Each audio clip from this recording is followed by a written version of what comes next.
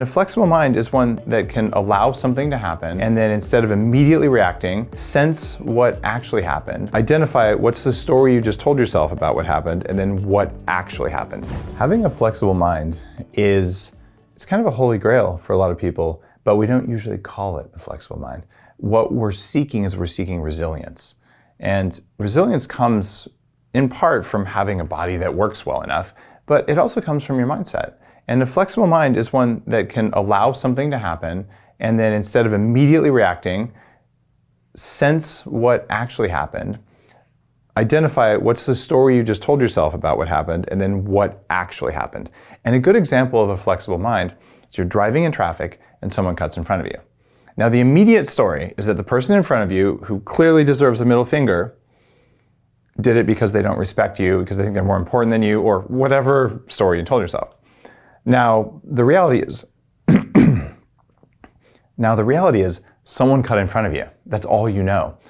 An equally likely story that a flexible mind can have is that the person cut in front of you because they're on the way to the hospital to help someone give birth. Like, you just have no idea. So it could be a really powerful thing, or it couldn't be, but a flexible mind is one that doesn't believe its stories right away, because you've got to find out if your stories are true. And what the neuroscience has shown is that we have a feeling, then we tell ourselves a story about it. We never tell ourselves a story and then have a feeling. The body feels before you can think. And I can prove this with neuroscience. I run a neuroscience facility in Seattle called 40 Years of Zen. This is real. Even now, when you're judging my words, you're telling yourself a story about them. That story is probably not based on the words. That's based on your story, and that's okay. We're human. We're supposed to do that. But remember that. That's a flexible mind, the ability to tell your story from the world around you. There's a gut and a heart and a brain connection.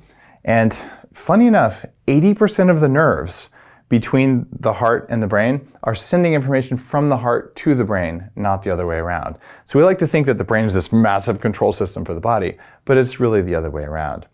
The body starts at subcellular components called mitochondria that sense the environment around us and make energy, and they roll up into your nerves, and they roll up into local systems, local organ systems, and it all rolls up into your brain, and your brain picks apart layers of patterns and throws them out until that little tiny bit that you can think of as reality, that's what you notice, but all the rest of it was picked up by your body and ignored. Since your body picks up these threats, it's just trying to keep you alive. That's its job. It's going to pick them up. It's just not very good at knowing that's not a threat, that's my mother-in-law. So it's going to make a mistake, and you're going to feel that emotion. And then you're going to react a certain way based on your story, and you're going to say something maybe that you regret to your mother-in-law. And whatever that pattern is, that's what's happening there, is that the sensation happened. The reality is maybe your mother-in-law pushes your buttons for a reason that's your own reason. And understanding that the story that says, well, I'm feeling this way because she said this or she did this or whatever else, it's all BS. Like, you were feeling that way for whatever reason you were feeling that way, but the story about why, probably not true. There are two different pathways that your brain can take. If you're sympathetic dominant, this is your fight or flight is turned on, you're going to bypass the thinking part, the prefrontal cortex of your brain, and you're actually going to immediately go into the reactive mode. And if you are in parasympathetic dominance, which means you're in the rest and relax and recover mode, then you're going to actually shunt a behavior or a pattern into your, I wonder what I should do here, let me think about it, part of the brain, that PFC or prefrontal cortex. So fear is a way of preventing you from having a flexible brain. It's a way of preventing you from thinking and then acting. But it's useful. If there actually is a tiger there, that fear is the same fear that's going to cause you to jump out of the way before you could think about it. Oh, is that a tiger? I wonder if I should jump. Because by then you're food, and your brain really doesn't want you to be food. To overcome fear that isn't fear of real threats, meditation is one of the most powerful things you can possibly do. As a professional biohacker, someone who's hooked incredible amounts of electrodes up to my body to look at what works, how I function, and all, there's an advanced form of meditation called heart rate variability. And this is breathing exercises with a device clipped to your ear, and you look at your phone, and it tells you when your body's in fight or flight mode or when you're in rest and reset mode. And being able to do that just for a few weeks, for 10, 20 minutes a day, will teach you how to feel the difference between I'm in a reactive mode and I'm in a thoughtful mode. And once you feel the difference, it turns out you can consciously change it. So whenever you catch yourself being there, you can take a deep breath and move back. Meditation doesn't have to be really big and complex. Breathing-based meditation seems to work better than non-breathing-based meditation. But the simplest meditation can be sitting in a posture with your back straight and staring at a pebble. That's a meditation. And there are lots of soundtracks you can use. There are lots of different teachers you can go to. Bottom line is, any meditation is better than none, and the meditation that works well for one person might not work well for you. It's sort of like finding the right food for you. You go out and try a few and see what you like. Willpower is something that we've always thought was maybe a moral characteristic. Like, oh, you've got good willpower, you kept going. But what we've missed is that willpower comes from electrons, electricity in your body, the same that powers your iPhone. And you can run out of those. You can use them ineffectively. And we all, no matter how strong we are, no matter how strong our moral character is, whatever that is, we can run out of willpower. It's because we run out of energy. And when you turn up willpower, you suddenly can do more things. And one of the things that sucks your willpower is telling yourself things that aren't true. And in my last book, I talk about Weasel Words. And these are words that we use to unconsciously limit ourselves because our brain is so lazy. It wants to save willpower and says, wouldn't it be better if I just didn't think about that anymore? I'm going to cut it out of my vision. I'm just going to remove it. And one of the easiest things that we do for that is we say can't. And sometimes it's a little thing like, I can't make it to the store. Well, the reality is you probably really could have if it was a life or death situation. You just didn't. So your brain is tricking you into believing things aren't possible. But if you erased that can't from your vocabulary and you said instead, I'm not going to go to the grocery store, it suddenly frees up ideas like, maybe I could ask a friend to go for me. And the world of possibilities opens up. So I've taught myself and my kids, and in my books, I write about how words like need, can't, and try actually take away your willpower. And they do this because your brain is trying to save those precious electrons that you use to keep yourself alive by making you not consider things that you really want to consider as a thinking, feeling human being. Confidence is a really interesting concept. We might say we don't have self-confidence or we're not feeling confident, but when you really dig into it, the cells that make up your body really only want three things. And they want it before you can think about it.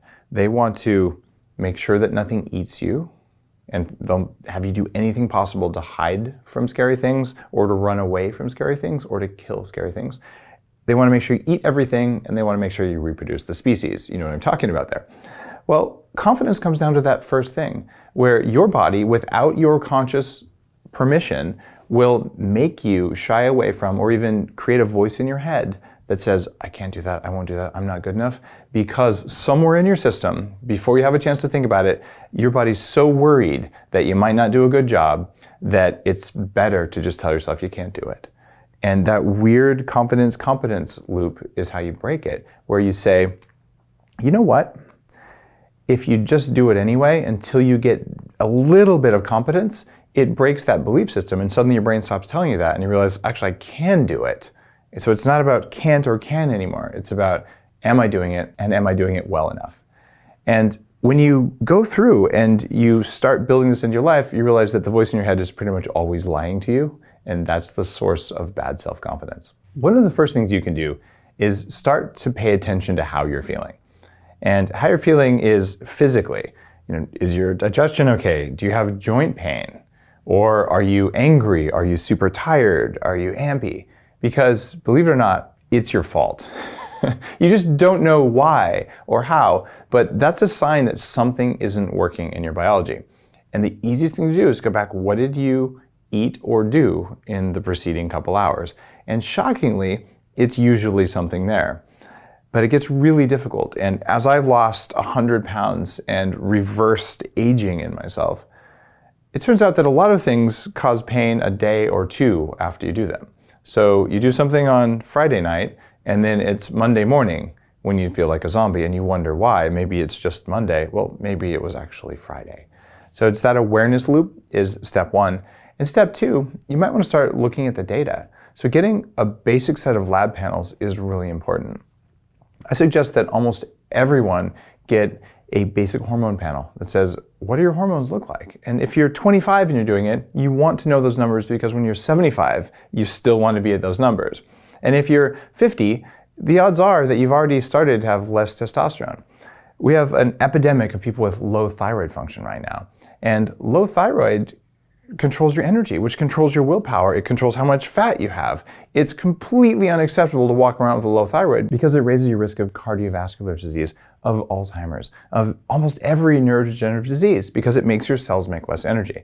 So if you know your thyroid's working, you know you have your hormones working, and you get a basic inflammation panel, you are going to be so much further ahead than everyone. And hopefully you'll find that you don't have any inflammation. But if you do, then you have a really big target because every disease of aging, in fact, even more so for the brain, is driven by, you guessed it, inflammation. Inflammation happens because your cells are supposed to take air and food and combine them to make energy, but instead they're combining them to make inflammation because something in the process is broken.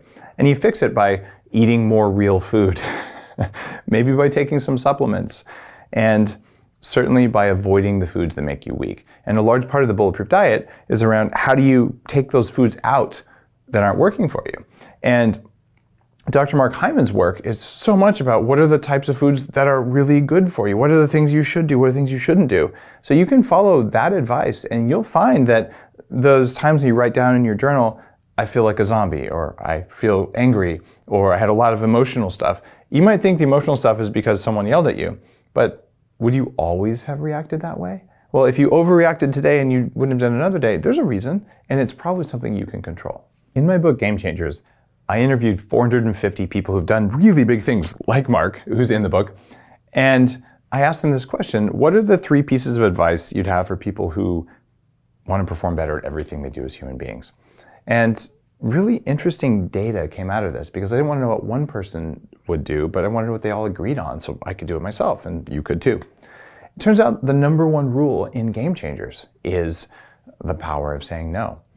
And most of us say yes to so many things because we have this fear of missing out.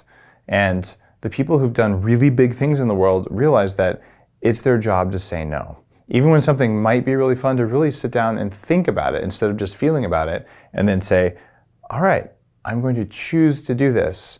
And that conscious decision making that says I'm going to choose to say no really sets aside a meaningful amount of time.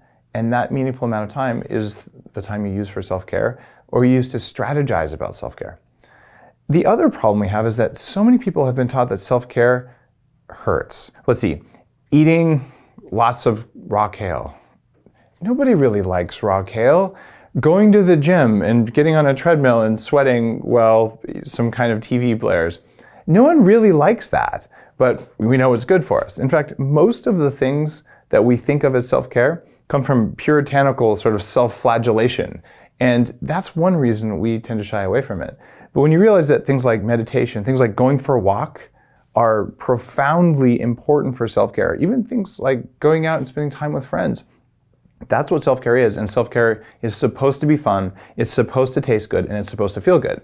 And all of a sudden, your problem with saying no goes away. When we get into advanced breathing exercises, breath is one of the most powerful drugs out there. You can put yourself in incredibly altered states with breathing. Breath is a really powerful drug.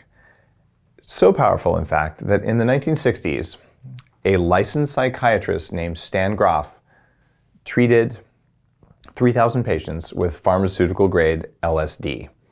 And he had incredible breakthroughs in his patients.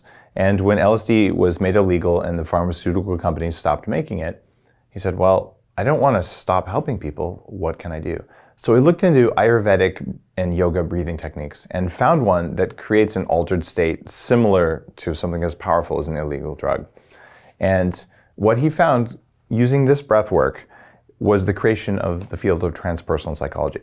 And I had the honor of interviewing Dr. Grof on Bulletproof Radio and even hosting an event with him where we had 150 people sitting in a room doing breathing exercises led by Stan Grof's team. You lay on the floor and listen to some movie soundtrack kind of music, evocative music, and you breathe in a certain way. And after a few minutes, you leave your body and you have profound experiences, really deep healing experiences that are even hard to explain. I did this first when I was 30 years old and just realized I had no idea that was always in here. So that's at one end of the spectrum of what you can do with breathing exercises, all the way to the other end of the spectrum, which is you're sitting at a stoplight and you're feeling stressed. So you want to do a box breath. So you breathe in for 5 seconds, hold your breath for 5 seconds, breathe out slowly for 5 seconds. And if you want to get good at it, hold your breath empty for 5 seconds.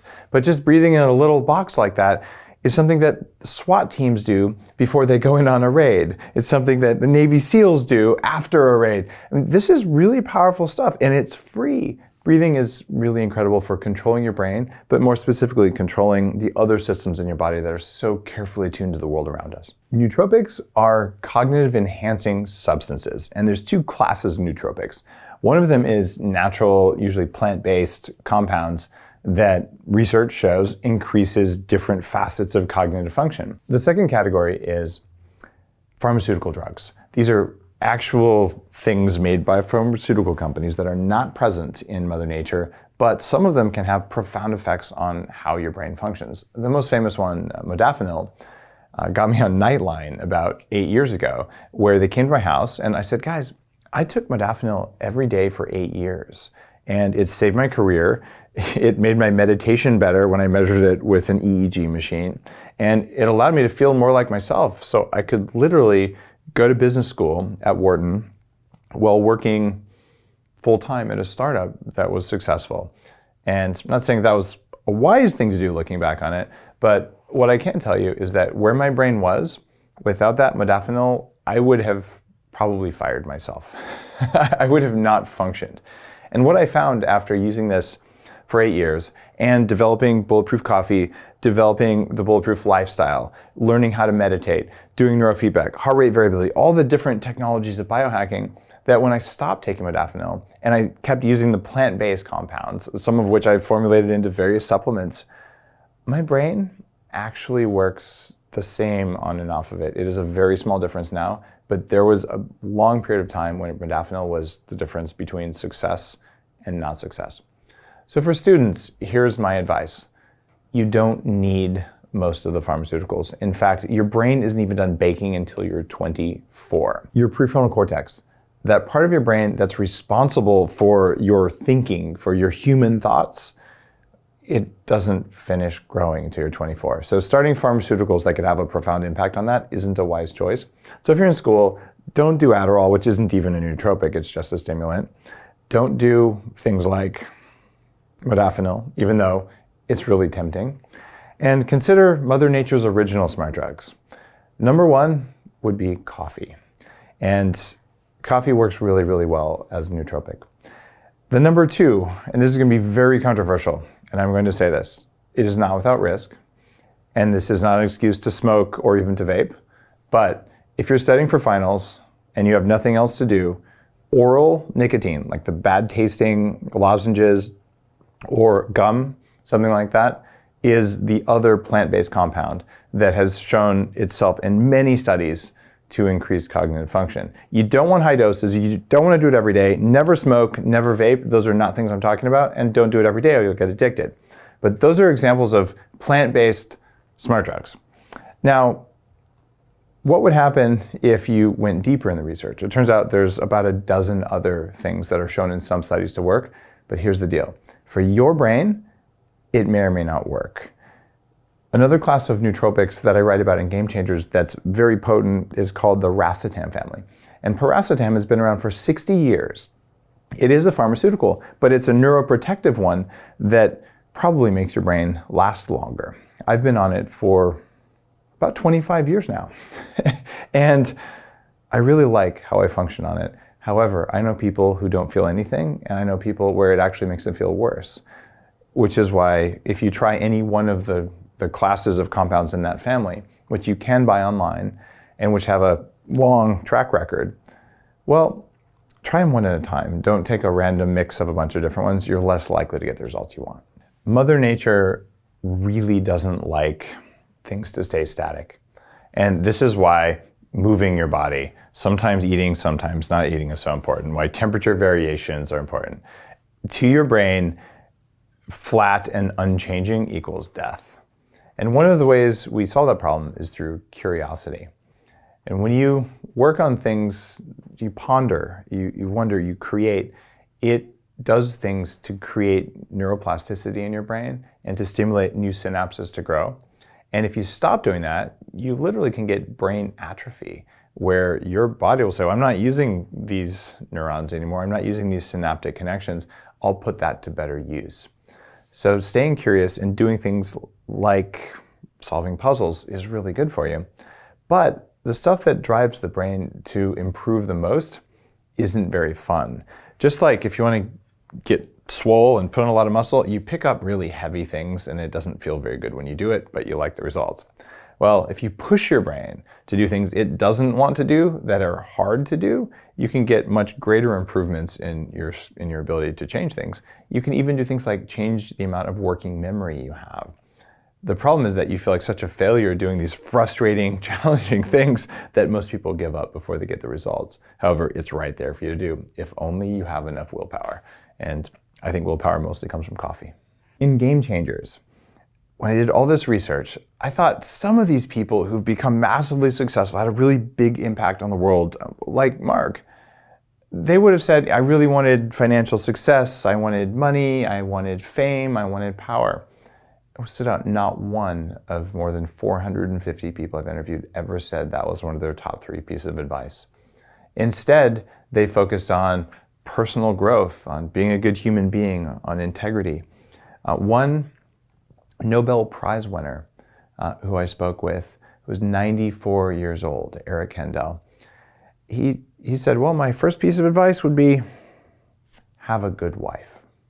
And he's talked about how his relationship over about 60, maybe 65 years had supported him to the point that he was 94 and actively doing research right next to Central Park in New York City. And you look at that and go, this is a guy who literally changed the world with his discoveries around neuroplasticity. And he cared about his wife, not about money and power. There's a strange correlation between muscle mass in your legs and your brain size and cognitive function. So you could argue that the muscles exist to carry around the brain. But on the flip side, if your brain isn't doing very well, you're less likely to have muscles. So what scientists have figured out is, you know what? Do something that makes you have muscles throughout your body because it will be reflected in your cognitive function and in your brain health. The kind of exercise that puts on muscle the fastest, whether you're a man or a woman, doesn't take very much time at all. It's just not very fun. It turns out that flopping those pink weights up and down a lot doesn't really do anything for your brain. What you want to do to put on muscle is you want to lift up something that's so heavy that you can only lift up a few times and then your body won't do it anymore. If you do that once a week, you can do it with your body weight, some push-ups, pull-ups if you have access to something to do that, even just air squats. Those are the things that drive the most muscles in the least amount of time, which is going to drive you to have a younger brain. A while back, my dear friend Mark, which is one of my favorite people on earth, called, and he looked ghastly. He was not doing well biologically. He'd lost weight, his brain was foggy, he was stressed, and I was worried about him. And we talked, and Mark is a very knowledgeable functional medicine guy. And I said, what the heck is going on? And he was looking at all sorts of tests, and I said, Mark, you've got to look at toxic mold, like do an air test, see if that's what it is, because what I'm seeing here, this broad swath of symptoms, it's so common in toxic mold. And I know this because I grew up in a house that had toxic mold. My brain was poisoned by toxic mold. One of the reasons I weighed 300 pounds was toxic mold. I even filmed a documentary called Moldy about toxic mold and interviewed doctors like Mark who'd been taken down by toxic mold, as well as doctors who had healed themselves or healed others like Mark has done. And what you find out from toxic mold is that it comes in and it poisons its ancient enemy. What does mold hate? Bacteria. That's where penicillin comes from. It's a mold toxin, just like the toxins that can poison us today. Our bodies are powered by ancient bacteria called mitochondria. So some species of mold make really nasty chemicals that slow down your body's ability to make energy in cells, which leads to inflammation in the brain and elsewhere.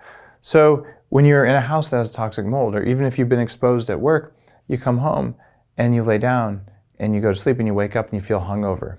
And you didn't really get much sleep that night. And then you start getting sinus infections. You get frequent bruising, nosebleeds, huge amounts of emotional symptoms where you yell at people you love. But the symptoms are so all over the place. Neurological, buzzing in your legs, or your arm hurts, or you get sore joints, all just nothing explainable, rashes. So you go to the doctor and the doctor says, well, someone with this many symptoms, clearly they're not sick, they're crazy. And they try to give you Prozac because we are not taught in medical school that one thing in the environment at a parts per billion concentration can completely wreck your biology. And the way it does that is by hitting you at the power plant. So the energy that causes you to make healthy skin so you don't have wrinkles, the stuff that gives you enough neurotransmitters, it's all just off kilter. And the good news is that you can recover. I have a scan of my brain from about 2000, and it shows holes in my brain. And the diagnosis was toxic brain damage from chemical exposure. I literally had a brain that wasn't working right because of toxic mold. And when I looked at my brain scan 15 years later, what I found was a brain that didn't have holes anymore. So you can grow back from this, but I learned how to get rid of the toxins the same way that Mark is. And what's frightening to me is that there is a clear and present link from mold toxins in our environment and our food and cancer, cardiovascular disease, and especially Alzheimer's disease. So we have, according to my calculations, at least 100 million structures in the US that are affected by toxic mold right now. And people think there's nothing they can do because they can't afford to move. One of the things that I've done to help solve this problem, I started a company called Homebiotic. And it's a natural probiotic that you spray around your house, you can't tell it's there, and it eats toxic mold as its fuel source. In soil, we have healthy bacteria that eat toxic mold, and then they come to an equilibrium. In your home, you have no bacteria, so when a few mold spores and a little bit of moisture comes in, it can grow in the drywall, and suddenly you wake up and you just feel like a zombie. I don't want that to happen to my kids. I don't want that to happen to anyone. It is truly horrific, and it happened to Mark, this fantastic human being, and it's not okay. So we've got to fix the way we make our houses. We've got to raise awareness that if you can see or smell mold, it is a clear and present risk to your health and even your survival for some people, certainly to your longevity and to your brain. And that there's things you can do, whether it's an air filter, whether it's fixing ventilation, or spraying Homebiotic around.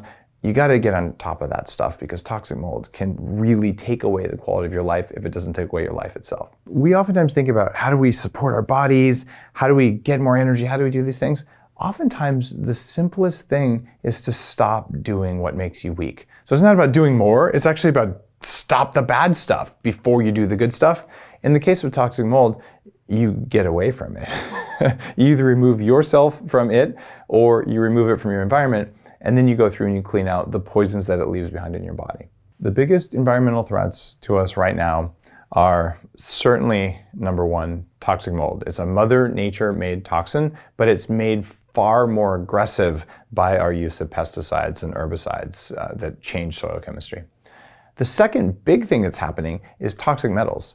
Things like aluminum, mercury, lead, cadmium, nickel, even thallium, they're showing up in blood tests everywhere because we've been burning a lot of coal for a long time, and it goes up into the air and it comes down in rain, and it's everywhere.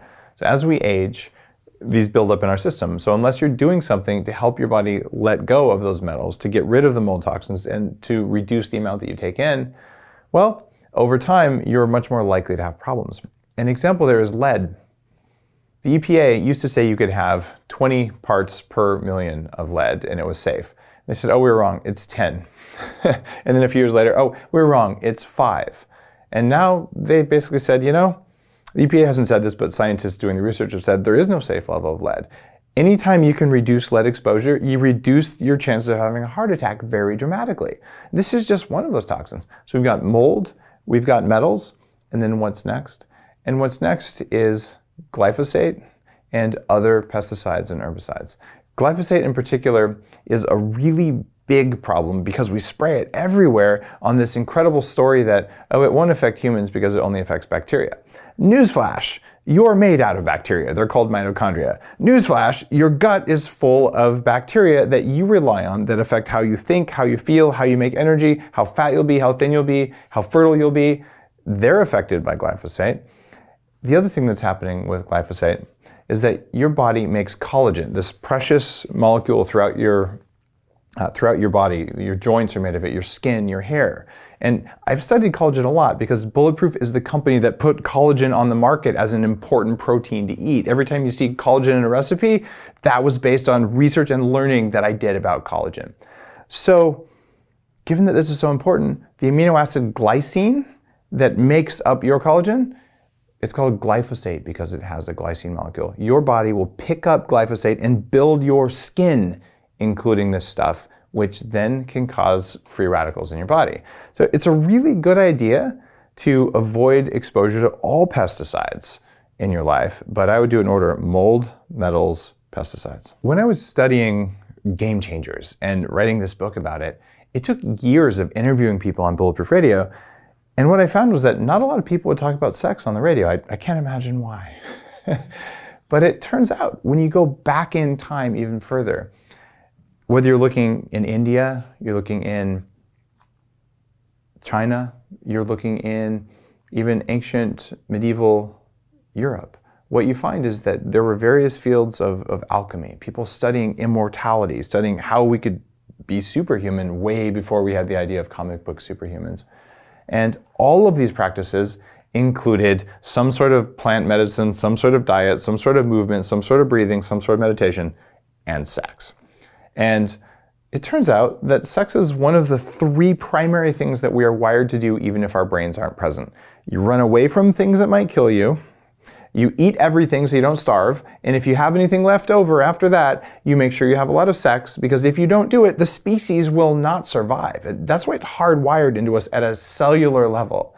And for us to deny sex or say, oh, it's not important, or it's just some sort of a primal thing, it takes away from the spiritual nature of it. In Game Changers, I did find a few people who had, for instance, looked at what happens during orgasm in your brain on an fMRI machine that's looking at metabolic activity in the brain. And if you think meditation is really powerful for you, let me tell you, orgasm is even more powerful for you. So by taking sex out of sort of the bedroom where no one's going to talk about it and saying, this is an absolute requirement for happy, healthy, successful, connected people with enough oxytocin, this neurotransmitter of trust and love and connection. If you don't have love in your life, or you maybe don't know how to orgasm, or you've always associated it with feelings of fear and shame and regret, or whatever other story you have going on, this will radically limit your ability to show up in the world. And the people who would talk about it on camera on Bulletproof Radio were pretty open about the profound effect it has on them and on others. Even guys like John Gray, Men Are From Mars, Women Are From Venus, has profound knowledge about what happens during sex, and even tells you, here's what sex does at different times of the month for the woman in a relationship, because there are times when it creates one mental state, times when it creates another one. So the gist of this is that you can use sex as a tool to become a better human being and to deepen your relationships, and that it doesn't have to be, carnal and unpleasant or cheap, but that it's actually something that your brain needs and that every cell in your body is wired to need. And if you don't feed that need sometimes, your body feels it, it knows it. And just like having a tiger right here that could eat you, that's going to create stress. Well, if your body thinks that our species is going to die because you never have sex, that's going to create stress too. About 2 billion years ago, there was some kind of an organism floating around in the ocean. And there were some bacteria floating around. And we like to think we were this organism, and we harnessed these ancient bacteria so that they could become our power plants, which would allow us to be cells that could actually make energy from food and air. What a powerful idea. Well, the real narrative is more like this. 2 billion years ago, there were these bacteria floating around, and they saw a cell, and they said, hey, let's move in and take over and never stop. And that's you. That's us. That's every animal and really every plant on the planet. All of us are based on, in every cell, this fusion between a cell and ancient bacteria. And since those bacteria are the things that sense the environment around us and decide how much energy to make based on the food, the light, the air, the sound, the vibration, and everything else they can pick up in the world around us, including your fear and your mental state, your emotional state. They pick that up too, and they decide, do I make energy for folding new proteins so you can stay young, or do I make extra cortisol so you can run away from what I think is a tiger even though I'm a dumb bacteria? So today, there are way more of these ancient bacteria in your body than there are cells in your body. There are more of them than there are bacteria in your gut. They make decisions on a microsecond by microsecond basis, and they only care about 3 things. Don't die right now by getting killed by something scary, eat everything, and have sex with everything else. Except there's one other F word other than flee, feast, and, well, I'm not going to say the other one. The other F word is friend. And that's because if you've ever seen yogurt or kombucha or cheese, when bacteria get together, they actually help each other. They are hardwired, when those first 3 needs are met, to connect with other ones, to specialize, and to create something greater than a single bacteria. And we're wired the same way because we come from the same thing. We automatically do the things that are going to keep us from being unsafe. Sometimes they're the right things, sometimes they're the wrong things. We automatically eat, oftentimes the wrong things and too much. We oftentimes have sex, usually with the right people. And that last F word is the one that makes me believe that we're actually wired at a cellular level to be kind to each other. It's just really hard to be kind to each other when you got all the garbage from the first 3 rules sitting around, and all that garbage comes from your mitochondria. They're the puppet masters. The good news to all of this is that what do they listen to? They listen to the world around you. What do you have control of in a way that no one has ever had control of in all of human history? The world around you. Do you want it brighter? Make it brighter. You want it darker? Make it darker. You want it hotter? You want it colder? You want more water? You want more sugar? You want more protein? You want more fat? You want more vegetables? This is achievable in a way that 100 years ago, the king of the most powerful country on earth could not do. And so you live in a world of incredible plenty where you can tell your body what you want it to do. And those little bastards, those little mitochondria, they will listen. And you can sit there and you can meditate and tell yourself, I'm in a place of safety and calm and focus, and they will respond and make more energy for your brain. Or you can not meditate and sit in a place of stress and fear, and they'll make the hormones for stress and fear for you because they're obedient little puppet masters. And that's why writing the whole book, Headstrong, really changed my life, because it made me understand why we behave the way we do. It's not always us. It's ancient programming from billions of years ago. Digital dementia, where, how many phone numbers did we know growing up? We knew all of them, right? But how many phone numbers do you know now? That's true. And it's hard, and people listening are like, well, I don't want to memorize 500 phone numbers, and honestly, either do I. But we've lost the ability to remember one. I mean, even directions. I mean, you'd have to find your way through a map. You'd figure out where you're going, and then you would actually memorize the route. Right. And I just was in New Zealand visiting my wife, and I like to play tennis every day. So I was playing tennis every day, and I had my Google Maps. I just stick it up, and I went to the same place every day, but I actually needed the map because I wasn't really paying attention except to the map. And I easily could have found my way around. It wasn't that many turns, but I didn't really care to pay attention. And it does have an effect, because unless you use it, you lose it. And exactly, because our brains act more like a muscle, than anything. It's use it or lose it. If I put my arm in a sling for a year, it wouldn't grow stronger. It wouldn't even stay the same, right? It would atrophy. And a lot of our brains, digital dementia, is where we're outsourcing our brains to our smart devices. It's keeping our calendars, our to-dos. It's telling us how to get from here to there. They're not getting early. I heard recently that we're not getting early detection of brain aging challenges. And one of the reasons why is GPS. Like, if you're relying on technology to take you from here to there, you're not realizing when you would have a memory lapse. So you're not going to get checked out and get looked at. And so these are the challenges, digital dementia. And I'm not saying... And by the way, in terms of medical research on actual dementia, people who use their brains get less dementia. People who are learning and lifelong learners, who read, who do mental puzzles, who do brain learning exercises, who follow the work that you do, don't get dementia at the same rate as everybody else. And it could stave it off because it's just, you know what it is? It's not just about mental intelligence. You know, in this book, I show you how to learn languages, how to be able to focus, how to read faster, and remember facts, you know, figures, all that information. But it's also about mental fitness and mental health. And then that's a conversation that I'm glad that we're having, because more and more people, because our brains control everything.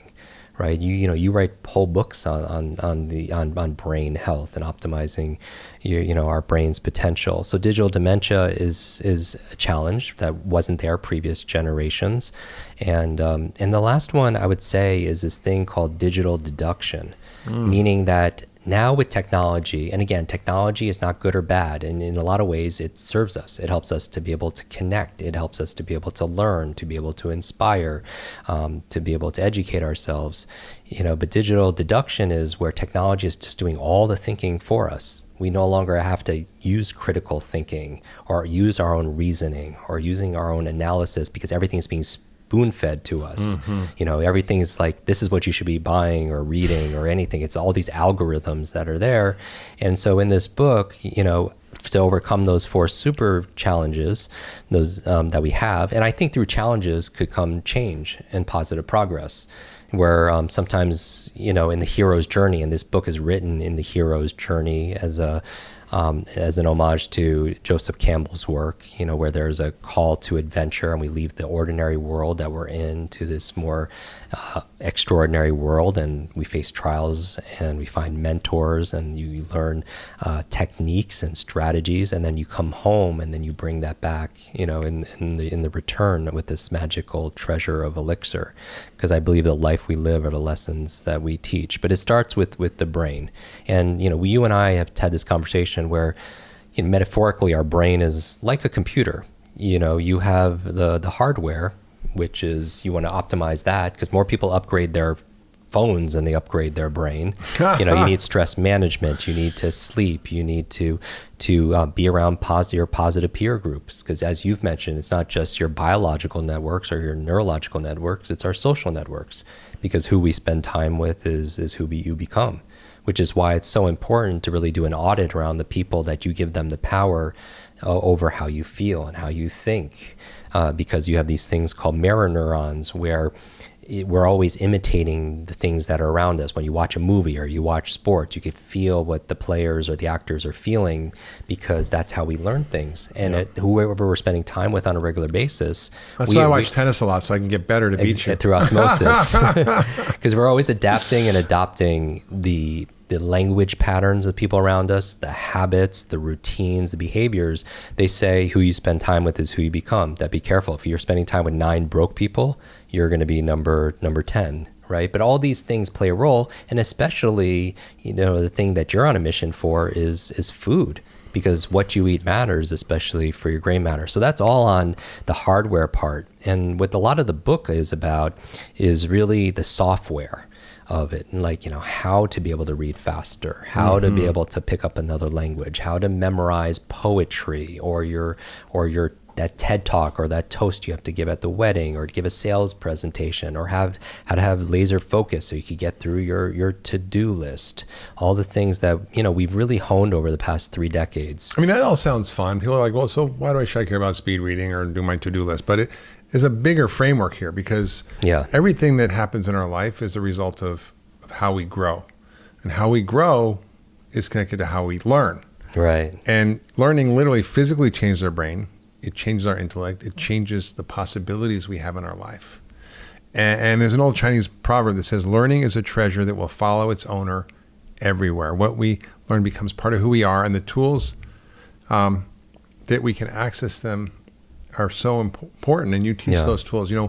I read an article in the New York Times recently about, the Jewish community and why there's so many Nobel Prize winners and scientists and leaders in society. And part of the reason is that we were persecuted. We were slaves. We were chased around the world. There was the Inquisition in Europe. We were chased out of Europe, chased out of Russia. And so the only thing that we had was knowledge. No one can take that away from you. Yeah. It's portable. It's in your head. And it's why She was have focused on that. And I remember my mother, the drumbeat was education, learning. Why, ask why, learn. And I think that's really what your gift is to humanity, is reawakening people's enthusiasm to grow and learn, because the result is possibility, Right. is advancement in your life, is being able to actually have deep and connected relationships and do the things you want. An investment in knowledge pays the most dividends, especially in today's age where we live in the millennium of the mind. Nobody who's listening to this is paid for purely their physical strength, right? It's our mental strength, our ability to solve problems, our ability to be creative, our ability to imagine new things. It's not our muscle power, it's our mind power. And really, the faster you can learn, the faster you could earn, not just financially, that's obvious, but all the treasures of our life. The reason why I'm so excited about this conversation is because let's say to the person who's listening to this right now, if there was a genie could grant you any one wish, just one wish, what would you wish for? You would wish for millions of wishes, right? Infinite wishes. That would be the hack, if you will. Well, if I was your learning genie, but in Latin, genie said you can't wish for more wishes. So. Right. But if I was your learning genie and I could grant you any one wish to learn any subject or any skill, but just one, what would the equivalent be for asking for infinite wishes? In that same spirit, it would be, I would want to learn how to learn. Because if you can learn how to learn, everything gets easier. You could grant all your own wishes, right? It could be Mandarin, martial arts, music, marketing, management, anything that you're excited about. Memorize the entire stock market. Exactly. Anything that would be able to serve you better. It's a meta skill. They call it meta learning. Learn the science of learning how to learn. And that really, I believe, is that if knowledge is power, learning is our superpower.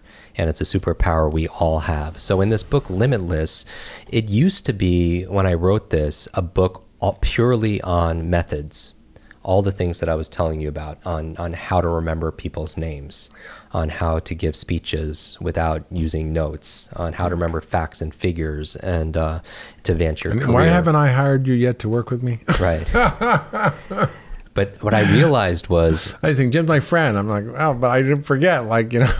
we need to do this. So one of the things is people know what to do, but they don't always do what they know, right? And this is the reason I wrote this book, is because just knowing something is not enough. I believe one of the lies, and I talk about all the lies in this book around learning, like 7 lies specifically that keep us from moving forward. And one of the lies is that knowledge is power. People believe, we heard this so long ago, that knowledge is power. I even said it just a few minutes ago, right? But it's if you think about it, it's not really true. Knowledge alone is not power. Knowledge applied becomes power. Knowledge is potential power, but when you use it, it becomes power. And so here's the thing. All the books and podcasts, online courses, conferences, none of it works unless we work. And I've always been curious, what's the difference that makes the difference? What's the difference that takes the common sense things that we should do? Eating whole organic foods, meditating each day, journaling, having, emotional bonds and social connections, exercising. We know what to do, but we don't always do what we know, because common sense is not common practice. So after I had all these... Mark Twain said, the problem with common sense it's not too common. And that's the truth. So this book was all techniques, and then I was like, this is great, and I'll keep these here because it'll help people to advance their careers and do everything better. But then I was like, what keeps people from doing these things? And I created, over the past 3 decades, a model that I call the Limitless Model, that really explains how to learn and achieve anything faster.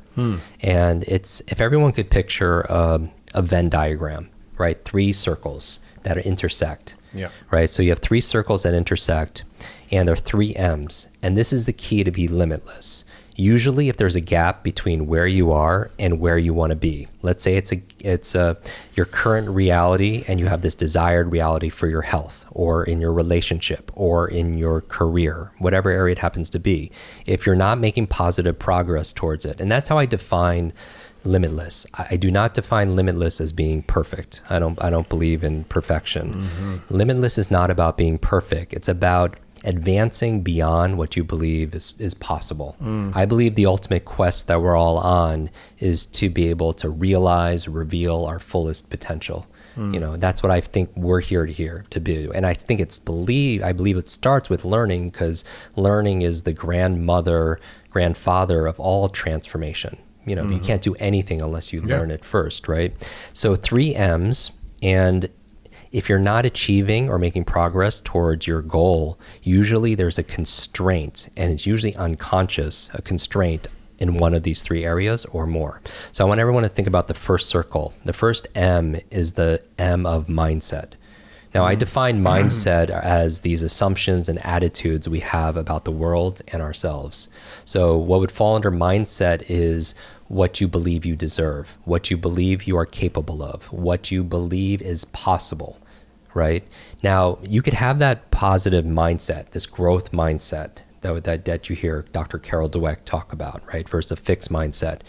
Now, that alone is not going to get you your goals and your dreams, just having an empowering mindset. You need the second M, and the second M is motivation. Now, when I say the word motivation, it's a little bit loaded, because some people believe motivation is, they associate it to being hyped up, getting excited for a couple of minutes, you know, while they're at that seminar, jumping to music, right? Yeah. And it's kind of like that metaphor of a warm bath. It's nice in the moment, and yes, I'm going to journal every day. I'm going to do Pilates 3 times a week. I'm going to eat the best food ever. And in the moment, you feel like that's the case, but then it cools down. I'm not defining motivation like that. For me, motivation is having a purpose. And I'm not talking about a life purpose. I'm talking about having a reason. So for example, I was talking to an entrepreneur, Tom Bilyeu, and he wakes up every morning at 4 something, and he works out at 5 a.m. And I was like, do you enjoy this every single day? He's like, no, I hate working out. And because some people feel like that if they're motivated about something, inherently means you find joy in it. And I haven't found that to be the case. Like occasionally I do these ice baths or these cold showers to lower inflammation. It helps me reset my nervous system. I have a video online that has 10 million plus shares just on my morning routine. I hate the cold. Like I despise the cold. I grew up in the Northeast here, and it's not for me. And I've done it for years, and I still don't find joy in it. But I still do it, and I'm motivated to do it every single day because I have a reason. So for me, motivation has a 3-step formula. Motivation for me is not about being hyped up and excited for the moment. It's about reason, right? Purpose. What's your reason? Yeah, having a clear reason and purpose times energy times small, simple steps. Now, let me just break this down for everybody. I want you to think about something that you want to be motivated for, where the opposite in the book is procrastination. I teach people how to smash procrastination. But think about something you want to be motivated to do, something you know you should do, but you're still not doing it. Now, first, the reason is, like, for example, remembering names. A lot of people do not remember names, not because they're not capable of remembering names, because the truth is, if I was to ask your audience right now who has challenges remembering names, 99% of them will say, if they're honest, I do. I'm bad at remembering names. Yeah. And then I will say, okay, well, let's say Mark has a suitcase of $1 million cash for you. If you just remember the name of the next stranger you meet, who's going to remember that person's name for $1 million cash, tax-free, for your favorite charity? Everybody. So all of a sudden, your whole audience is full of memory experts now. So it's actually a lie, or, and these are the lies we tell ourselves. I'm not good at remembering names. We have to be present to it. Exactly. And you need a reason, because here's the thing. Not everybody remembers everyone's name, but we certainly don't forget everyone's name either. And if you reverse engineer it, you'll find that there's a method behind what looks like magic. You didn't just happen to remember the person's name. There was a motivation. There was a motive for taking action. There was a purpose. But you've got special tricks. How do you remember 100 people in an audience? Well, even here, and we'll go through the methods, even here, a simple trick would be asking yourself, why do I want to remember the person's name? Because a lot of people's names you remember are people you're attracted to, people who could be good for your brand or your business, right? There's an inherent motivation. And so when you're meeting somebody and you want to remember their name, ask yourself, Why do I want to remember the person's name? Because write this down, as I know a lot of people are taking notes. Reasons reap results. If you do not have a reason to do something, you will not do it. Reasons reap rewards. And so the first part is, like, a lot of people, they can't get themselves to read. They want to read a book a week. We know if the average person reads 2 or 3 books a year, but a book a week, 52 books a year, that will transform your life. But a lot of people can't get themselves to read 10, 15, 20 minutes a day because they're not associating themselves to the reason. But let's say they do have a clear reason. The second part of the formula, besides having a purpose, is energy. What keeps people from, and this is never really talked about in books, because you'll get books on mindset, you'll have books on motivation, but a key element to motivation, your motive for taking action, like the proof that you're motivated is your acting, right? And so what I'm thinking about is energy. Some people could have a clear reason to read, to work out, but they have no energy. Like they didn't sleep the night before, right? Or they're super stressed. So they lack the vitality to do that action. And that's keeping them from doing those sales calls or taking that road trip, or to do the things that they need to be able to do.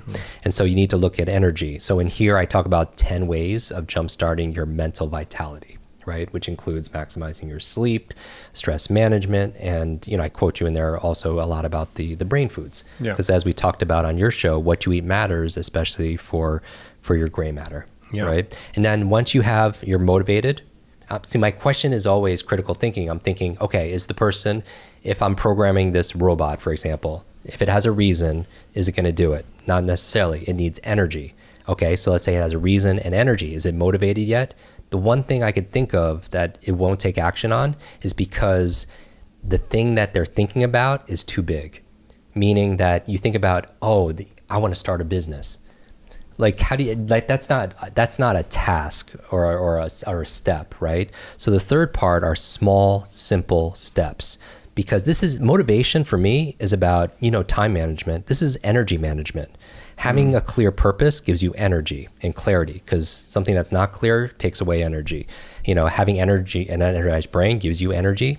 And then finally, small, simple steps require very little energy. They require very little effort. So my thing with getting people to really make functional change, like to put down this food and pick up this junk, pick up in this food, is to break it down into small, simple step. Meaning that instead of thinking your goal is to have the perfect relationship or the perfect body, how do you break it down into the smallest step where you cannot fail? It's like this it's sort of like the BJ Fogg framework, right? Exactly. So in here, we talk about reverse engineering your habits. And I take Dr. BJ Fogg, who heads the behavior lab at Stanford University, and he talks about tiny habits. He's saying, hey, flossing your teeth, we all know it's good for your longevity. Floss one tooth. Floss one tooth. Same thing with reading. If you want to read a book a week, don't focus on that 45 minutes a day that it takes to read a book, or if you learn speed reading, do it 15 minutes a day. Hey, read one sentence. Because nobody's going to stop after one sentence. It's not like, I got to do this 1 hour soul cycle. It's like, I got to get myself out the door. Well, I did it because I hated like weightlifting and push-ups and all that stuff. I love to run and bike and tennis and all that. And I decided, okay, I want to start doing more strength stuff. So I'm going to start with push-ups because I can do that. I'm like, well, I really can barely do 10 push-ups, but I'm going to start. And I realized, well, what do I need? Well, I'm motivated. I have a reason. I'm aging. I want to age well. I'm motivated. You have energy. And I have the energy. So I realized I shower pretty much every day. Okay. And I turn the shower on. It takes like a few minutes to warm up. So I do push-ups before I warm up. So the trigger is the turning the shower on. And then I do my push-ups. And I went from 10 to 50 push-ups. That's amazing. Just by these little steps. And it works. And here's the thing. It's really, if you're persistent, you could achieve it. But if you're consistent, you could keep it. I believe consistency compounds, that little by little, a little becomes a lot. And that's how you create a transformation in an individual or in a culture. Like the movement that you have with Food Fix, it's these little things that add up to big things, over time. So that's motivation. And the third part. And then the third circle on here, once you have the mindset and the motivation, are you getting the result? Not necessarily. What's the one thing that's missing? The third M, which is the method. right? The methodology. You need to know, how to do it. So the mindset is the what, the motivation is the why, your reason, and then the methods are the how. Now, here's the thing. This is where the magic comes in. I want everyone to think about something they want to be more limitless about, meaning progress, make progress, make some advancements that are measurable. Where mindset in this Venn diagram crosses over with motivation, that's where you have something I call inspiration. And because I alliterate everything, 3 M's, here are your 3 I's. So mindset crosses over with motivation, you have inspiration. And there are books on mindset, and there are books on motivation, right? And there are books on inspiration, or social media posts or speakers or something. That's inspiration. Now, that doesn't mean that you're going to have the result, because what are you missing? You're missing the methods, right? Now, if you have the motivation and the methods, then you have the second I, where that crosses over, you have implementation. But the problem is you're doing it, right? You're motivated and you know what to do, but the ceiling in your results is your mindset, what you feel like you deserve, what you feel like you're capable of, because all behavior is going to be belief driven. If your mindset is, I have a horrible memory, you can be motivated and know what to do, and you still won't remember, because the behavior will be limited by the belief. So show me the money. What are the methods? And then so in the book we show people how to unravel these negative beliefs that hold them back. Now, finally, where mindset crosses over with methods, that's where you have this is where you have ideation. So you have inspiration, you have implementation, and then you have ideation. You have the right mindset. You have this winner growth mindset. Anything is possible. I deserve it all. And you have the methods, right? But you're not motivated. So it just stays as an idea. This is ideation, where people just analysis paralysis, think about all these different things. Where all 3 of these intersect, where mindset, motivation, and methods intersect, where inspiration, implementation, and ideation intersect, is a 4th I, which is integration. Because ultimately, real transformation is a full integration. And that sweet spot where all 3 connect is that limitless state.